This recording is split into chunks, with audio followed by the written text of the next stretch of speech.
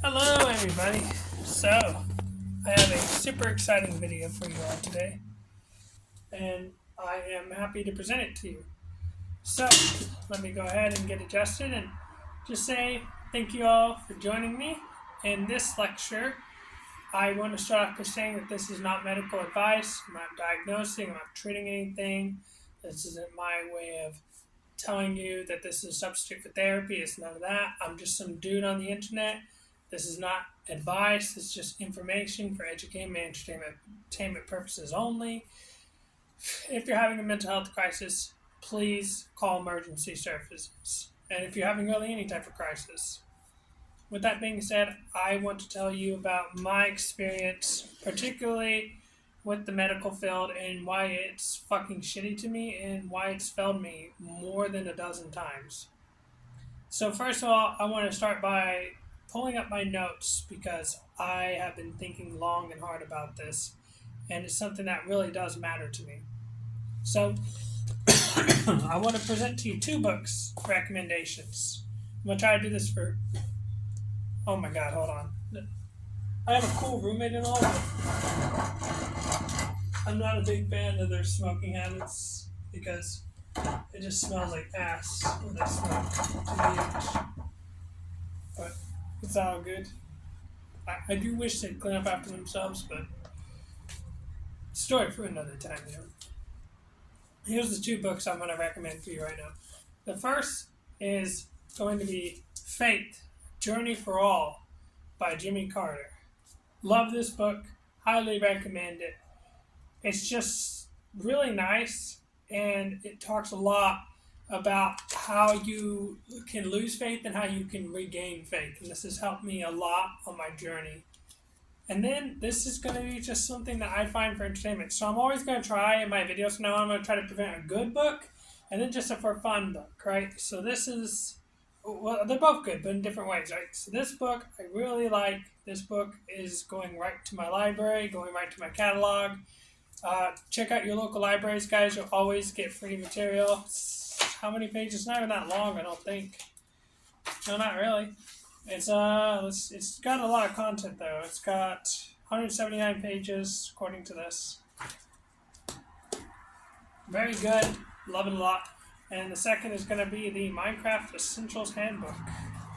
And if you see, you got different stuff that you are presented with.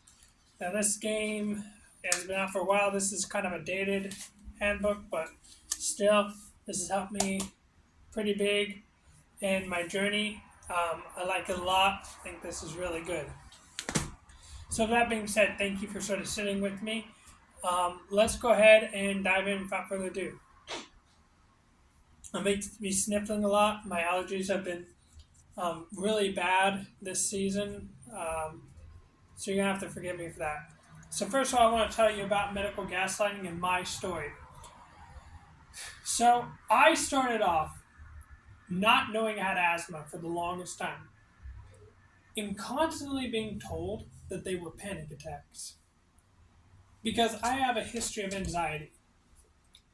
And one thing I never thought to ask was, is the doctors listening to me? Do I feel heard? Do I feel understood? Because the most obvious answer I could find was that I was constantly going back to the emergency room. One time I went back in a couple hours after my first visit because they just kind of dismissed me. I didn't really feel understood. And the thing is, I was more than willing to accept responsibility and blame. I did not want to be there because I knew how these people were going to interact with me and I knew how mean they were going to be. If you even see it, there's this like weird phenomenon with the bully who becomes a nurse, right? I've seen a lot of nurses, and like I know this one girl, her Brooke, I can't remember her last name, White or something like that. Straight bully throughout high school. She was mean as shit, fake as fuck to me. Was a super bad person, just objectively speaking, and she wanted to become a nurse. I know people can change, and at the same time, I worry for anybody who has her as their nurse. That worries me a lot. And I've seen people like that a lot where no amount of education, no amount of book reading makes you able to interact with the public. And that's something that's not taught enough that I really wish would be taught more often, which is the idea that we need to have compassion for patients because at the end of the day, we are doing this for them. They are struggling and they are coming to us for help. And the last thing we want to do is make them feel worse when they're already in a vulnerable position. Because here's the thing, as a medical professional, you are in a position of power. There is a really crazy power dynamic there.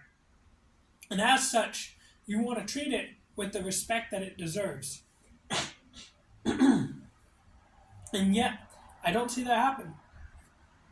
I know my story is the story that many people have resonated with, where they just don't feel like they're getting cared for, or people will miss a cancer diagnosis. They'll, like, oftentimes even with research, and I'll cite all my sources down below, but women will often be written off with like an anxiety disorder or something, or like told it's all in your head, when it could be partly psychological, but it could be often biological and sociological in nature. The biopsychosocial format is something that I really like, and I've sort of written down my notes to help me guide here, and hopefully that will be able to keep us on track. But it's one of those things where women are often dismissed as being crazy or being over dramatic, or you're overreacting, and then one of the biggest solutions is, we tell people calm down, or just try to relax, take some deep breaths. But this is not as simple as just flipping a switch off and on again. It does not work like that. Unfortunately, it doesn't. And the frustrating part about seeking medical treatment is that we don't want to be there more often than not. Because we learn, we are human beings and we have pattern recognition. And that pattern recognition makes it obvious for us to spot when bullshit is about to happen, and when a medical professional is shitty to you, it's not something that you just forget. Okay? It's not. And you have to understand that when you're a medical professional, you need to be careful about what comes out of your fucking mouth and what you say to your goddamn patients. Because you might go home and you won't think about that. But for people like me, we're going to think about that. We're going to remember it. And the problem becomes if we don't seek medical treatment in the future, because now we've gaslit ourselves based off your words. And so this is why I highly recommend that you bring along a family member or a friend whenever you're going to a medical appointment. Make sure you bring along a family member or a friend who can advocate for you and with you. And document and record where possible. If it's a one-party consent state, record, document everything, ask for everything in writing, make sure that you understand what your rights are and research them based on your state. You need to be educated so that way you can give informed consent. Because simply them asking you to sign a piece of paper is not, in my opinion, sufficient. They need to explain what is the clinical reasoning for why they've arrived to the conclusion they've done. And that's the other thing, is that I was taught this during my education, which was there's type A and type B reasoning. And type A reasoning is sort of like, well, I got a hunch, right? Like, this is what I'm pretty sure it is. Based off my experiences, is just what I'm pretty sure, right? And then there's type B reasoning, which is, even though I'm pretty sure, let me go ahead and roll out other possibilities just in case. And I tend to like type B reasoning because I'd rather be safe than sorry. And of course, you do not want to just run imaging test after imaging test for no reason, especially if they're expensive imaging tests. Like, chest X-ray may not have necessarily that much radiation compared to other treatments. And at the same time, limiting exposure can be helpful, which is why you want to weigh both short-term and long-term risk and reward. For example, I know for me that getting a cardiac angiogram with contracts was one of the best things I could have done during a particularly troubling period in my life. Despite the fact that they were pretty sure, my cardiologist was pretty sure that there was nothing wrong with me, they still listened to my concerns and still did it. Now, the nurses there were absolutely shitty. They were bitches, straight up. And they did not show compassion to me. They did not give me any sympathy. They were not trained in that field. They did not know how to interact with somebody with anxiety. They did not know what to say, and it was shown. Just because you are an expert in one field does not mean that you're an expert in other fields. And even if you're a quote-unquote expert, you can still get shit wrong, even basic shit. I knew this black belt who was teaching an Ezekiel choke, and he had the whole damn thing wrong. But he's a black belt. But we're just supposed to blindly trust the experts. And I think that's why people so much, and again, I'm very pro-vaccine. I'm very pro-science. And I also recognize that there's a reason that there's a growing number of people who don't trust the government and don't trust doctors. Because oftentimes there's that divide, that disconnect between us and them. In that very nature, us and them, it feels like, we're not of the same race almost. We're not the same species. It just feels like a world of difference. Because it really sometimes is presented that way. Where we're sort of told to shut up and do what they're told, right? And I find that extremely disturbing on many different levels. Because the thing is, no matter how much of an expert you are, I've been living the way I've lived for 27 years, okay? Nobody knows me better than me. And sure, I could be wrong 1,000 times about my anxiety, but it is your job to be there for me. It is your job to roll that out and make sure it's anxiety. It's not my job. If you don't have the capacity to deal with that tough shit, then you do not need to be a doctor. You do not need to be a nurse. You don't. If you're getting burnt out and stuff, that's cool, but you need to get the fuck out of that field. Straight up. It's why I stopped pursuing the field of psychiatry. Because I knew that I could not do a sufficient job in that field, and instead I took to online so that way I can advocate for people like myself and people like you guys. And I thank God that I've had almost a decade's worth of training. I thank God for that every single day. Because I know motherfuckers who do not know anything or next to anything. And all they can hope to do is that the people who are talking to them, the medical professional team they have, is good enough that way they won't be misinformed or miss anything. And I knew that each night I was waking up and my blood oxygen was on the lower 90 side. That's not good for a 20-something-year-old. That's not. No way you cut it. And I had one really nice guy give me an albuterol rescue inhaler when I went to the hospital. He listened to me. I went to Fort Hamilton, I think it's called Fort Hamilton, in Hamilton, Ohio. Great hospital. I got great treatment. And I even interacted with this one doctor who was super kind and compassionate and listened to me the whole time and answered all my questions. Despite the fact that he was in a rush, the quality of care was super important to him. And that's all that you fucking need to do. It's like some of these cocksuckers think that the bare minimum is like, oh my God, right? It doesn't matter if it's the first time or the 1,000th time. That's a patient coming in and you have a certain code of conduct that you need to follow. You don't get to just decide that because this patient is a frequent flyer that you're going to treat them differently. That's not how this shit works, bro. If it was, then I wouldn't be saying anything. But it's not. That's not how you're trained. That's the problem. I understand how you're supposed to be trained, which is that you put the patient, their well-being, above everything else. And that well-being does not just go to treating physical symptoms. You need to educate yourself. This is the problem with specialties, is that we often are like, a one-trick pony. We'll train to learn cardiology, or we'll train to learn pulmonology, or we might be trained like very basic surface level things. You need to have constant evolving training, a continuation of education. Just because you get out of school does not mean you need to stop studying. Because there's always, do you know how many papers are published every single day? more than you could ever read in your lifetime. And even of those papers, there's a lot of papers that are retracted, and a decent amount that are falsely publicized or presented in a way that is biased to present a certain outcome or a certain conclusion, which is why it's important to constantly research and to review the information that you think you know. For example, the lobotomy used to be accepted as a form of treatment here in the United States. And now we know that shit's barbaric and we don't do it anymore. Thank God.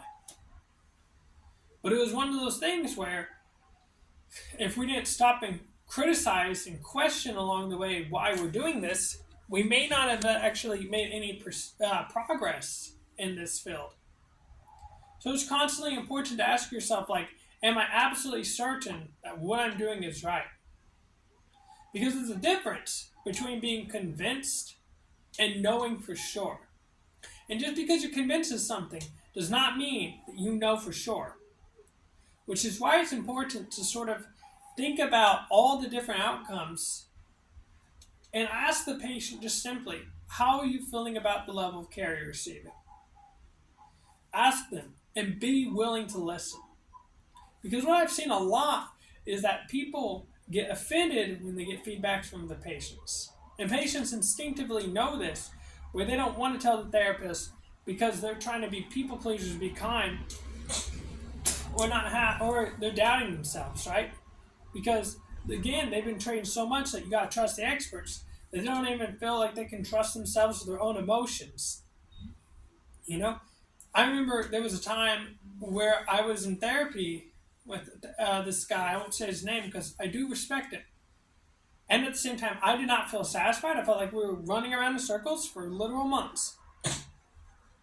And I just told him, like, simply, hey, I am not feeling satisfied with this. You know, I don't feel like you're doing a good job. And his words were like, you know, I can't help but feel a little offended. And I remember thinking, like, you just ruined this, and there's no recovering from this for me. If that's really how you feel, then you've just proven to me my biggest fear, which is that this is not a safe space to share how I'm feeling. You know, I'm not concerned of how you're doing. I'm not. Am I going to be a dick? No. But at the end of the day, you're not my friend. You're not my family. I'm trying to have open dialogue with you here, and you're getting paid for this, right? As a patient, it's often your job to pay, even if your insurance might cover part of it. So if you're getting paid for this, and it's your job, then I highly recommend you listen to feedback. Even if a patient is particularly rude, it may not even be directly at you. That's something you're literally taught, is not to personalize things. You are taught literally not to personalize things, not to take it personal. And yeah, I've seen it happen time and time again to different therapists. They take shit personally. If you really want your patients to listen to you, best piece of advice I can offer you is to model behavior. Because respect is a two-way street. So if you're willing to listen to them and address their concerns, and there may be a lot of concerns, okay? Straight up, there's going to be a lot of concerns, a lot of what ifs. But if you're willing to listen, then they're more likely to be receptive to you. It's just what it is. It's not that complicated, you know? If you really can't get something, of course, not everybody's going to listen to you. Not everybody's going to be a winner and reasonable. But if you're finding that consistently you're having the same pattern happen over and over again, then it's important to sort of ask yourself, what's the common factor here? And if it's you, then it might be time for you to either leave the field or do a total reboot. Maybe a soft reboot, maybe a total reboot. It's a little extreme. But I still stand by my point that, you know, medical professionals are not the knowers of all truth. So listen to what your patients have to say. And accept the fact that you can and you will make mistakes. Sometimes very big ones, sometimes massive ones. And because of that, you know, understand that most accidents are human error, right? Like, I saw this statistic that almost 90% of accidents, or somewhere around that, are human error in the workplace. And one of the biggest ways you can reduce that is by having an open mind and listening. Again, there will always be people who try to cheat the system. There will always be people who try to cheat the system. People come in and first thing they want is ketamine because they got a massive headache, and they tell you it's 11 out of 10. And then all of a sudden, when they start to find out they're not going to get ketamine, they try to leave against medical advice, right? There's going to be that happening.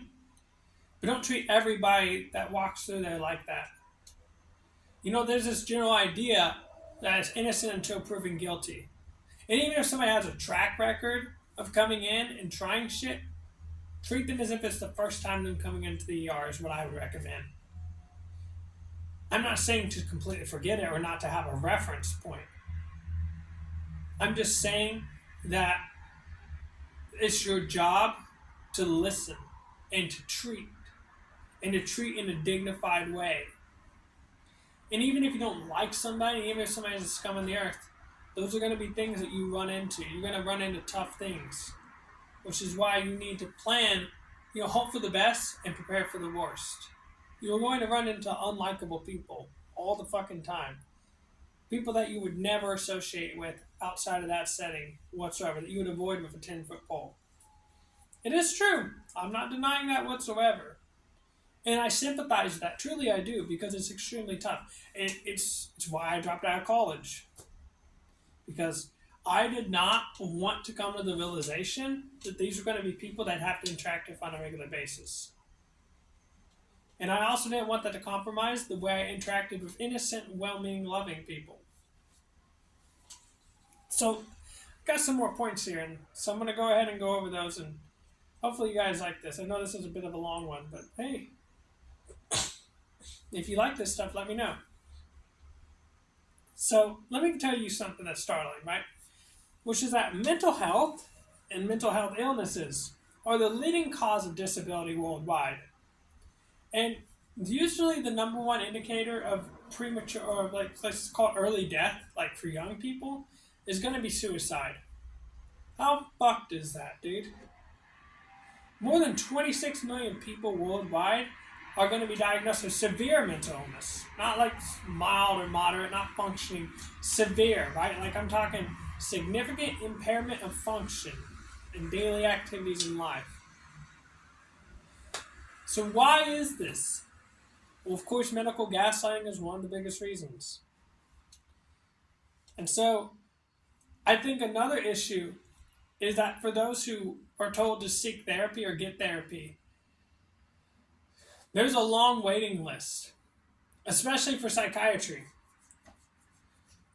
People often put between a rock and a hard space here, where they try to thug it out because, the average wait list is several months to even a year for getting in with psychiatrists. And then even then, it's under the assumption that you're going to vibe with that psychiatrist and that things are going to go well and you guys are going to click and you're going to be buddies and everything's going to be Gucci. We don't know that. So that's a big issue. Of course, money is going to be a big issue too. If you don't have funds, then you may not be able to seek proper therapy. And of course, you can go through things like BetterHelp. BetterHelp's fucking garbage. We've seen the reputation. We know the reputation. We've seen it already. I don't recommend BetterHelp. I don't think that anybody should be recommending BetterHelp. They do not have a good reputation. You decide for yourself. I'm not telling you what you should or shouldn't do. Again, that's not advice. It's just information. I think BetterHelp is straight garbage. I don't think you should do that.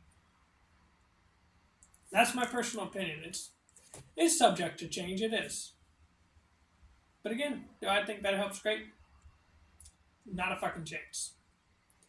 And so the problem becomes, if you've got a long waiting list and then you can't afford it and the options you do have are kind of shitty, well, what the fuck do you do then, right? The answer for a lot of people is just sit there and suffer. Because usually when people get into treatment, you have to understand they've been dealing with shit for months, if not years. And so, of course, they're not going to be at their best. And when people try again and again and again, it gets frustrating, I saw this with people who would grow up with ADHD. and they were just told to apply themselves more, right? Just work harder. Work harder, right? Oh, little Jimmy is so good, but only if he applied himself more. But that they're trying so hard already. They're trying so hard. It's not like they want to have a mind that's unmotivated or have a mind that's racing all over the place, right? Of course, ideally in a perfect world, they'd love to have straight A's. I don't know a single kid who grew up and loved the idea of teachers telling them how smart they were and yet at the same time telling them how much of a failure they were, pretty much. And so these people are already trying so fucking hard. And yet then they're being asked to try more and more. And this leads me to the other issue, is that even if you want to get therapy, that commitment to regular therapy can be very hard for some people to have that mental energy. Because you're told to do meditation, you're told to do yoga, you're told to have a social life, you're told to go to work, 40 hours. A lot of people, more and more having to pick up 2 jobs. And then you're told to exercise, and you're told to make time for yoga, and you're told to make time for your hobbies. And you're also told to get 8 hours of sleep regularly. And then you're also having to do like groceries and stuff like that, or go pay bills, or go to the bank, or drop off your rent check, or walk your dog, or spend time with your kids. And so no fucking wonder people don't have time for therapy, because they don't even have time for all these other things, but they're having to compromise on shit like their sleep to make time for that. So when people say just go to therapy, like it's this answer that just solves everything, I just say like it's really not. Like our society, we have a brain that was designed to eat berries in a cave.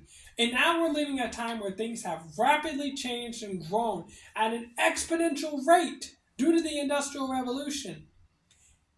And so we're trying to navigate new things, and the field of psychology has not yet caught up with trying to navigate this new world we live in with technology and social media and constantly being bombarded with stimuli. There's not a second that goes by, it seems like, anymore, where we're not getting an advertisement shoved in our face, or we're not getting, some sort of loud noise from outside, or we're not getting, or we're not having to go into work and work overtime or work a second job, or we're not getting constantly spammed with, spam calls and shit like that, or constantly, like, ping notification on our phone over and over again. So I think it's really important that we make time to slow down and do nothing. And yet, how do we do that when we have all this shit going on? It's not easy. It's a real pathological issue, right? And when I say pathological, I don't necessarily mean in like a medical sense. Maybe that's a poor choice of words. Let me rephrase. This is a systemic issue that needs to be treated at the core. And it's not necessarily an individual thing, right? We're telling people, to do all these things as if it's an individual problem. But if it's just an individual problem, that'd be easy enough to treat. But the way we're in late stage capitalism, the way it's set up is it's not designed to help us out. And even if companies sort of do, little celebration days or get-togethers, or, they provide like a little soft line for employees to call, it's still just putting a Band-Aid on the system that's broken. The system that makes us work longer hours than ever before. Even if we look at other places that are doing 32-hour work weeks, significant improvements. So why the fuck have we not done this ourselves? I can't figure it out for the life of me. But even if we had that option, many of us can't afford to choose it. Because the living wage is like $24 or something like that now, right? Ideally $30 an hour for many of us. That's not including like, a 6% matching 401k, paid time off, things like stock options, for example, good disability insurance or life insurance, good health insurance, amongst many other benefits, And people always say, well, if you want a real job, but what do you mean a real job, right? Because a lot of people, millions, work in the food service industry. It's one of the largest industries in America, and a quick Google search will tell you that. And yet these same people will go out and eat at Wendy's, and go out and eat at Burger King, go out and eat at places like Fiesta Chara. So, you can't have your cake and eat it too. And at the end of the day, that's a fundamental issue of just, I call it sociopathy, really. It's like, it's logical sociopathy, in my opinion, right? Using logic as a way of detaching yourself from emotions and just saying, fuck those people, starve, It's your fault for working that job. You know, we always putting the responsibility on the individual. But what about the companies that are making millions upon billions of dollars? That does not make sense to me. When more and more that quarterly profits have been increasing over the years, this isn't my opinion, it's just the fact. You can just do a quick Google search. And that companies are making more and more off their employees, and yet they're not increasing the wages. It's not even in regards to inflation, but just in general, right? They're not even doing the bare minimum of adjusting for inflation. And so, how do we make sense of that? We're being spread thinner and thinner and thinner. And that doesn't even bear the other question of people who have felonies who can't work other jobs. Or it makes it extremely difficult because they were rejected. And then we're telling them to go and get a real job. And we don't really integrate them into society like we're supposed to. And then we wonder why they fucking reoffend. And then when they're court ordered mandated to go to therapy, we're like, just another Band-Aid. And that's the other issue. Is you can put all the labels on somebody's mental health. But sometimes what they have is shitty life syndrome. Just shitty life syndrome. They've been fucked by life time and time again, and it's just spinning them over and rolling them. And then we wonder why they're doing so bad. Because our system has failed different individuals. And yeah, I seem heated because I am. Because this is not shits and giggles, okay?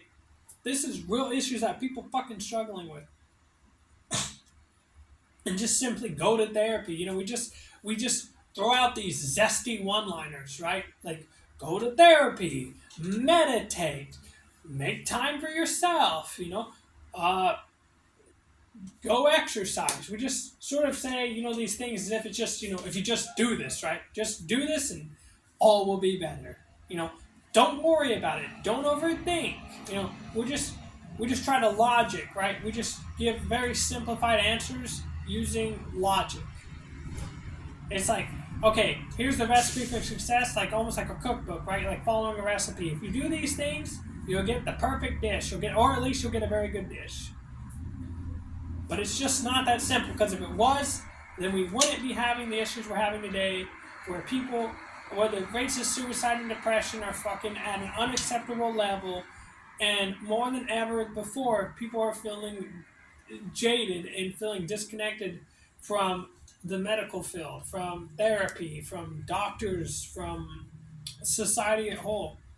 And even if you look at different places, this isn't just an issue in the United States, but if you look at hikikomori's over in Japan, more and more people are sort of feeling like they don't fit into the current society that they live in.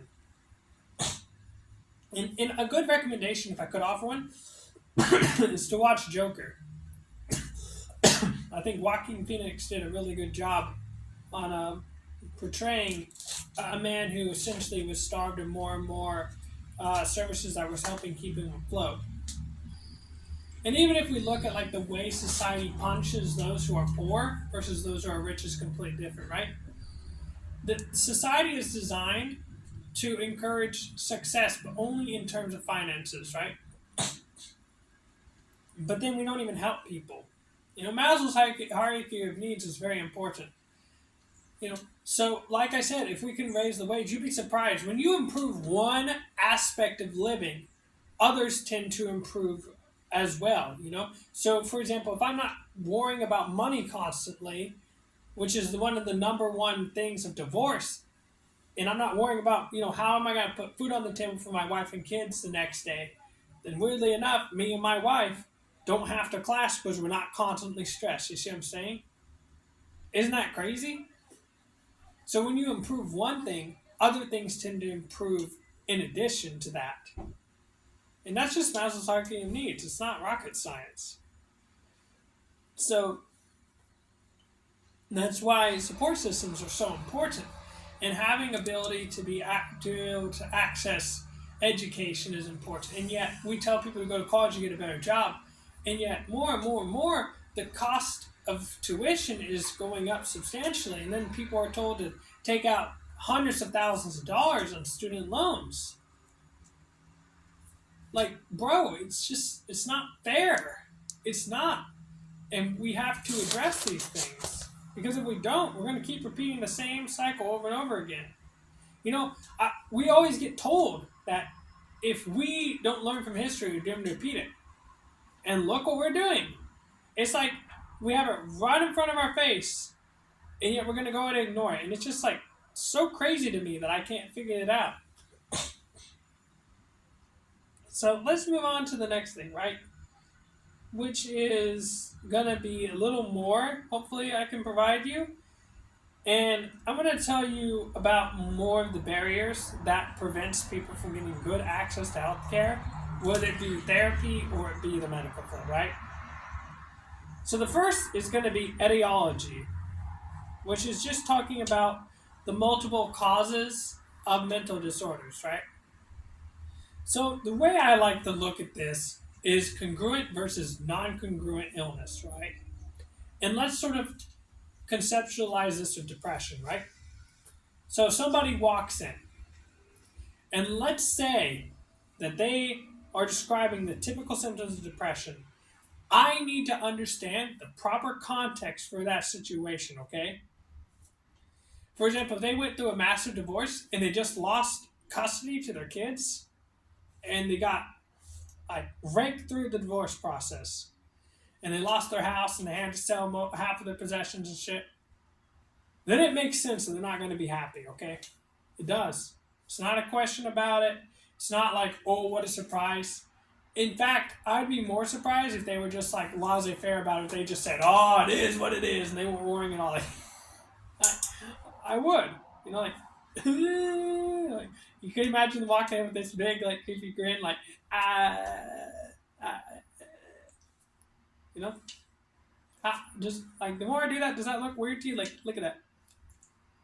Like, that doesn't feel normal, does it? That feels unnerving. So it makes sense, and I actually feel a little reassured that they feel that way. Now, does that mean I want them to feel that way? Fuck no, that's not what I'm saying at all. Rather, I posit to you that it's a normal response to a significant change in quality of life. And so, whereas, you know, if you were looking at depression in the terms of a chemical imbalance, let's say everything's quote-unquote going right. There's not really a cause. You know, we've sort of factored in all of the different contexts. We've looked at life or any changes or development over time or any additional stressors, and nothing really seems to be different. Then that can give us maybe a clue that it is like clinical depression, right? And you can still show signs of clinical depression when you go through a divorce, and you can still meet the clinical criteria. And I'd still caution mental health providers on treating it the same way as if it was a chemical imbalance. Okay? Oftentimes, shitty life syndrome strikes the best of us. And so sometimes it can help. You know, I've seen people who go into therapy over and over again, and you know what would help them? Like, honestly, is if $1,000 was in their bank. So that way they could pay off the rent. Like, it's fucking crazy. Or if the man could see his kids again, and that would significantly improve. Like an instant, if you really want to know if something's clinical depression, then like imagine a world where the things you're worrying about, you no longer have to worry about, right? So all of a sudden rent's paid off, you get a livable paying job, a good job, you and your wife aren't arguing anymore, kids are getting along at home, your health improves significantly, you know, and then your friendships improved, and now your family life is doing much better. And if all of a sudden those things improve, then that's shitty life syndrome, okay? That's not something clinical in nature. Those are just issues that many of us go through. And yet we tend to over-pathologize in therapy all the time. And that's a big problem to me. Because what that tells me is that we are not treating things at the root. And when we don't treat things at the root, we sometimes go on a path that gets us lost. And that's why I say good diagnosis comes for good treatment. Because If they had, and that's a big if they had clinical depression, then it would make sense to tackle it in the traditional way. But if it's a lifestyle issue, then we need to go on the route of improving that with concrete solutions. Because sometimes, and this is the thing, this is why I think people turn to coaching now more than ever, and why people are starting to feel disillusioned with therapy, is people don't want to engage in first generation talk therapy all the time, right? Where somebody sits there and they let you free associate and ask you open ended questions and they talk about your childhood and shit. That could be good as a starting point, as a jumping off point to other things or other avenues. But I don't think that that's like a one size fits all. And sometimes what people really want is just solutions. And yet therapists are scared to offer solutions. Because it might come back on them in a negative manner. If I offer any type of solutions to tell you what to do, it might come back on you in a negative manner. But that's what you're doing. You are telling people what to do when you tell them about CBT or you teach them all these coping mechanisms. They are listening to you and they are following what you're telling them. You are telling them what to do. You are offering them advice whenever you present therapeutic techniques. Even if you want to argue or not. I stand by that opinion. That's still advice to me because they're taking it and they're following it. Just like, if I give you a cooking recipe, that's advice. I am telling you what to do and you are following it. Right? If I tell you, okay, we're going to practice box breathing, right?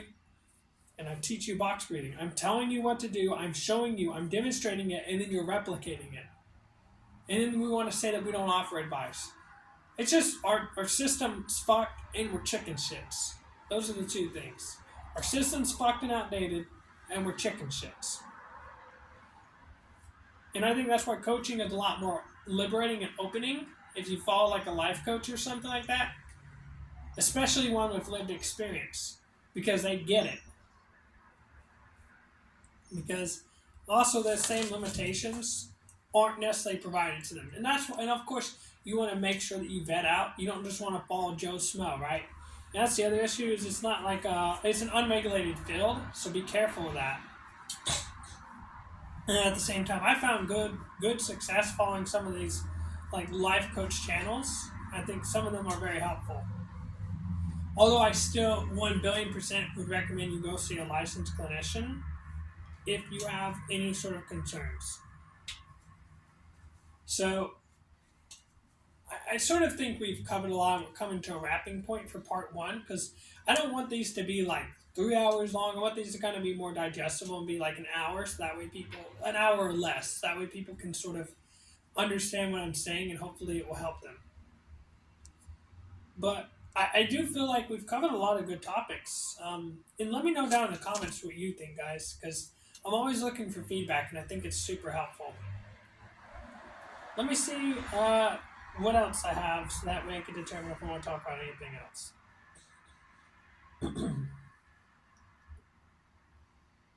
Yeah, so the other thing I sort of want to talk about is comorbidity, right? And comorbidity is a particularly interesting one because symptoms like, let's say, OCD and anxiety can often manifest and look the same.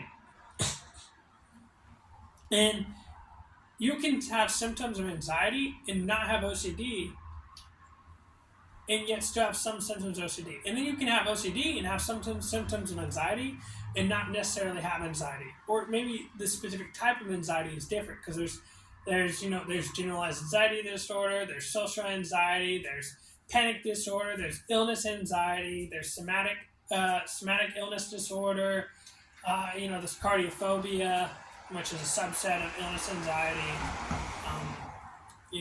There's many different fears, there's many different anxieties, there's many different phobias. And tackling them, there's general principles that can be applied, right, across the board. But then also, the more specific you get, the more creative you might have to get as well. And that's why I also think, it's super important to make sure that you got things down. I think the majority, in my opinion, of the first couple sessions should be revising and reviewing time and time again that you make sure you get the correct diagnosis. It is fucking wild to me that some people will come in, because this happened to me. This was one of the worst experiences. I did not go back to this place. And the first session, they were like diagnosing me for condition. I thought, how can you gather that data? I know, again, that's back to type A and type B reasoning. I know you're pretty sure, but let's be careful here because the last thing I want to do is pursue 5, 10, 20 sessions with you and we're treating the wrong thing. And that's the other thing I'd recommend you do as well is, if you're going to like get into therapy, make sure you schedule like 3 therapists spread out throughout a week if you can. So that way you can get a feel for each one. And write down a list of like what you'd like, right? So sometimes it helps to have a therapist who's had lived experience, who's similar age, same gender, even same sexuality if that's something they feel inclined to share or comfortable sharing. The more alike, the better because then they've had lived experiences that sort of mirror your own and help them be able to understand and connect with you on a better level than somebody who doesn't have an idea of what it's like. Because, for example, how do you explain what meat tastes like to a vegan, right? You really can't. And even if you do, that's only one perspective, right? So if like I describe, let's say pineapple on pizza, right? Somebody's never had pineapple and they say, what's pineapple like? One person might say pineapple's the worst thing ever, and then that person will be like, oh, okay, I guess pineapple's really shitty. But then all of a sudden, another person says pineapple's amazing. You're like, wait, I thought pineapple was shitty. And then a lot of people might be somewhere in between, right here, and then some people might be over here, some people might be over here, and it might kind of go all over the place. So how do they know what to believe now? Now they have all this information like, oh! They try pineapple for themselves. Right? They experienced it for themselves. No good substitute for first-hand experience. On-the-job training, if you want to call it. And of course, I'm not saying to go out and traumatize yourself. I'm not saying to go out and try to change your life or be something you're not. That's not what I'm saying. I'm just saying that you can't be an expert in everything. And part of being an expert really is living through that experience. Like if you were to become a peer support specialist, one of the things they require is that you have recovered from an addiction or something like that, or that you've lived through an experience, right? That's similar to what you're sort of providing support for. I could be wrong, but if I recall correctly, that's what it is. And so that's why it's super important to be able to connect with somebody and make sure before you go down 5, 10, 20 sessions that you're setting yourself up with the right clinician. And also, the first couple sessions are the most important. Those are like, we're building the foundations to build a roof. You're going to make sure that the foundations are good. The basics are solid. Because if the foundation is fucked, then everything comes crumbling down. And so that's why it's important to sort of take your time to slow down and just sort of let the patient, if they can, guide the session, But also, you have to find a delicate balance because what you don't want to do is each session where somebody talks on and on and on for like 20, 30 minutes, they just rant on, and then they don't really solve anything. So you want to be important and you want to check in with them. How do you feel like this session goes? And then you offer constructive criticism. Hey, this is what I'm noticing. How would you feel if, we tried blah, blah, blah, blah, blah. And they might be receptive to it, or they might say, fuck that, man. Because again, for some people, like, it can be very helpful to just sort of listen and, have you as a sounding box. And then for other people, I know for me, I didn't really, I wish sooner that a therapist would have told me, hey, you seem to be rambling a lot. Like, let's try to stay on focus and tackle one thing at a time. Or, do you mind if I just sort of interrupt you when I feel like you've said something particularly important that I don't want to gloss over? That would have helped a lot. Sort of opening up ideas and asking them if they'd be willing to try different things, right? You have to be willing to try. And you can even open with like, hey, I'm hoping we can just throw some shit and see if it sticks to the wall. And like, I'm not sure these things are going to work. And you can even just provide disclaimers whenever you're trying things or saying things, Like, I'm not sure this is going to work, but like, will you try it with me? Because often, like, I remember I saw this one therapist. And instantly, they just referred me off to somebody else. They didn't even try to help me. They didn't even try the first session. They did not even bother trying to help me. And I tried to get in with them months. We just refer them. And people get passed like a fucking hot potato from specialist to specialist, from specialist to specialist, And it's like, I saw this one guy, awesome guy. And he sort of taught me this, and I really like it. And I try to use it in my everyday life, right? Whenever I'm trying to help people. Which is like, like, hey, I'm not really sure, just being honest. Like, I'm not sure how to help you right now. And I know that sounds tough. At the same time, I'm not going to give up on you, and we are a team together. We are a team, and we're going to work on this as a team, and I'm going to do my damnedest to find a solution, and I will not give up until I find a solution that works for you. Will you be patient and work with me on this?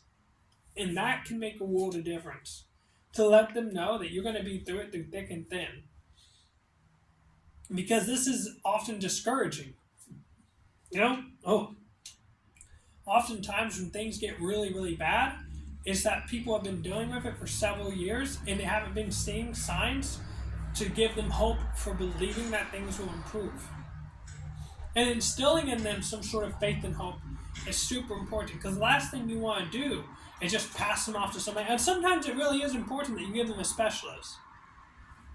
I would just sort of ask yourself, have I done everything I can before I've given up on this client? You may not call it giving up, but that's definitely how some of them are going to fucking see it. So before you've given up on the client, have you done everything in your power? Have you? Really sit down and ask yourself. And don't bullshit yourself. Don't engage in confirmation bias. Don't come up with a bunch of half-hearted shit to sort of justify and make yourself feel better. When you give reasons or you provide logic, sort of check to make sure that logic is sound and is coming from an actual objective place. And also gather information from other people. I'm not saying share client information, but I'm sort of saying you can just ask something like, how do you persevere, right? How do you stick with something that's tough? And you can just gather information from people and then sort of look and see commonalities,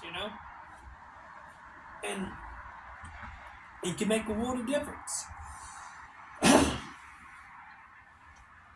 Because a lot of this time, somebody's seeing you for 6 months, a year or something, and then you just decide this is a lost cause. They have to start all over again with the other patient, with another therapist, and that's incredibly hard for them to do, just start from scratch one. It's almost like, let's just create a PowerPoint presentation of my lore, right? You may call it trauma, but my lore, right? Here's the TLDR, here's the summary version, and let's skip right to the meat and potatoes. People often do not want to start over with another therapist, but even well-meaning therapists who end up moving on for years and then just, not setting a client up for success ahead of time, it can be extremely traumatizing because they've developed a real relationship with that therapist that has been very productive in helping them improve their lives. And, I see for me, honest to God, I think I'm going to be in therapy forever. I don't think I'm going to graduate. I don't think I'm going to get out of it or reduce it. I think therapy is a lifelong thing for me, and I'm okay with that. I think it's important not to pressure clients to remove the thing that's helping them function in life. If you feel like, do not tell a client that they have to. And if you're not going to keep a client on for life, I do not think you should get them in the first place. Honest to God. Because for a lot of clients, that feels like a severe betrayal where they've had something that's helped them function for years, and then you end up dropping them off for one reason or another. Even if you're a primary care doctor. I'm not saying, of course, life happens, and at the same time, if you're going to essentially transfer a patient over, make sure they have something, try to set them up with another doctor or another clinician. Last thing you want to do is sort of put them out to hang up and dry. And I know that's extra work. Dude, it's the right thing to do. Because they're coming to you to hold their life together. They're coming to you for stability, to help them function in a world that's already asking, sometimes in their mind, too much of them. And you're helping hold them together, to be quite frank. So be careful.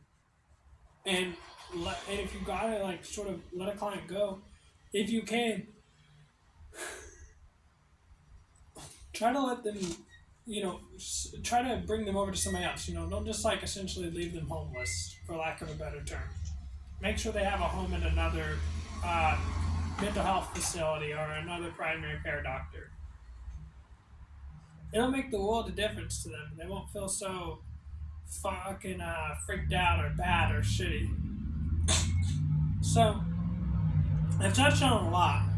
And so the last thing I sort of want to go ahead and touch on is how labeling people can often fuck them up through over-pathologizing, right? So I think sometimes we're looking for the wrong things.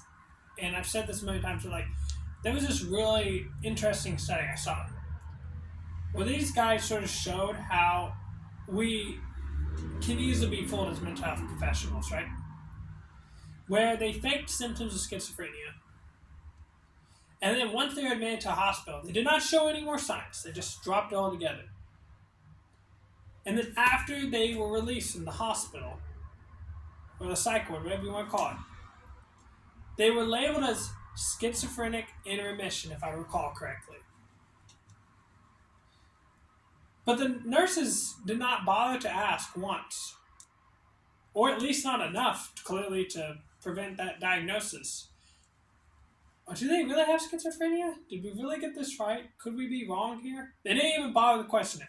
Once the label was on, that was it. They did not ever go back and revise it or check to see if it was wrong. So what the fuck is going on, bro? Try to review. I think, honestly, you should sometimes just review. We're coming to a wrap here because I'm at 5% battery. But, like, my last little point is sometimes review the information that you provide to people, right? Because people can grow out of stuff, right? Like, oftentimes kids will be diagnosed with ADHD. As we know, when I think it's the frontal lobes or the prefrontal cortex. Can't remember which or if both. But essentially, once the brain develops more through adulthood, right around the age of 25, although now we know the brain is constantly developing until death and changing. But, like, that's when the majority of the brain is developed, if not all of it, depending on what literature you're looking at, of course. But general consensus, that's when the majority of the brain has developed. Kids can grow out of it because the brain is developed, especially the higher functioning parts of the brain, that allows them to have more of a attention span. And even ask yourself the question of, like, how do we know they have ADHD, or if they're just not interested in the subject that's been presented to them, right?